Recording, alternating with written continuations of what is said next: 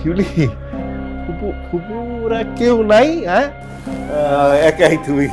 না না, একা কেন থাকবো, ফুপু আছেন ভিতরে, হয়তো আছেন কোথাও, বাবা আছেন উপরে। ও, আপনি এই সাত সকালে কি মনে করে বলেন তো? রাস ফেলে গেছিলাম, তোমার জন্য একটা শাড়ি নিয়ে আসছি, দেখা তো পছন্দ হয়েছে কিনা। শাড়ি এনেছেন আমার জন্য? কেন আপনি আমার জন্য কেন শাড়ি এনেছেন? আমি তো আপনার শাড়ি চাইনি। এমনি শখ করে নিয়ে আসলাম। আরে কামরুল ভাই, কি নিয়ে আসছেন?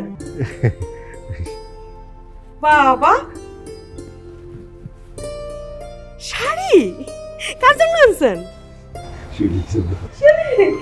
বাহ, রংটা অনেক সুন্দর, শিউলিরে খুব মানাইবো। ও, চুড়ি আসলে অনেক চুড়ি ছিল, কিন্তু আমি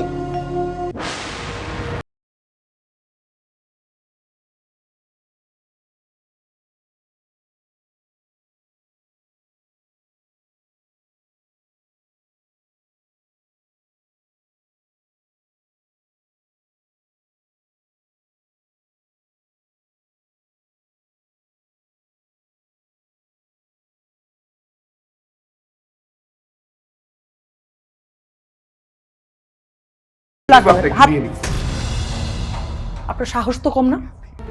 আপনি আমার হাত কেন ধরেছেন? শিউলি, তুই কিন্তু কামরুল ভাইয়ের অপমান করতেছিস। আমি অপমান করতেছি? আমি অপমান করতেছি? একটা মেয়ের অনুমতি না নিয়ে তার হাতটা ধরা যে একটা অভদ্রতা, বেয়াদবি, এইটাই উনি করতেছে তোমার সামনে দাঁড়া দাঁড়া। তুমি আমাকে বলতেছো আমি ওনাকে অপমান করতেছি? আরে উনি তোর জন্য একটা শাড়ি নিয়ে আসছে, আবার চুড়িও কিনবো। একটু হাতটা ধইরা দেখছে, তো অসুবিধা কি? চুরির মাপ নেওয়ার জন্য আমার হাত ধরছে না? উনি কোন মতলব থেকে হাত ধরছে আমার এটা আমি খুব ভালো মতো টের পাইছি।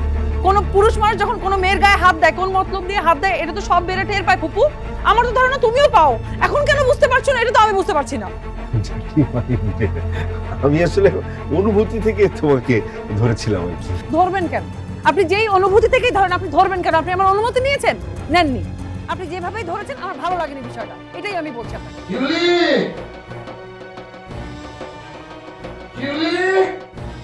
বাবা কিছু হয়নি। শোনেন কামরুল ভাই, আপনি যে আমার জন্য শাড়ি নিয়ে আসছেন, এই শাড়ি আমি নিব না। এটা আপনি নিয়ে যান। আপনি আমার ফুপুর সাথে চাকরি করতেন, এই বাড়িতে আসবেন, ফুপুর সাথে দেখা করবেন, খুব ভালো কথা। আমার জন্য খবরদার কখনো কিচ্ছু আনবেন না। পরের জন্য কি মানুষ কেনে? মানুষ তো আপন জনের জন্য কেনে। আমি তো তোমাকে আপন ভাবি অনেক। কিন্তু আমি আপনাকে আপন ভাবি না কামরুল ভাই, আমার জন্য কিচ্ছু আনার দরকার নেই।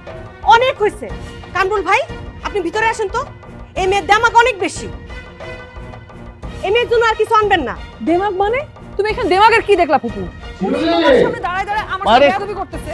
সেটা কিছু না তোমার কাছে, আমি দেমাগ দেখছি তাই না? ঠিকই তো বলছি, উনি তোর জন্য একটা শাড়ি নিয়ে আসছে, তুই সেটা ধইরাও দেখলি না।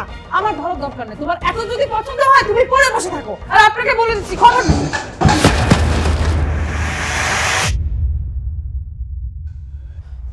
বাবা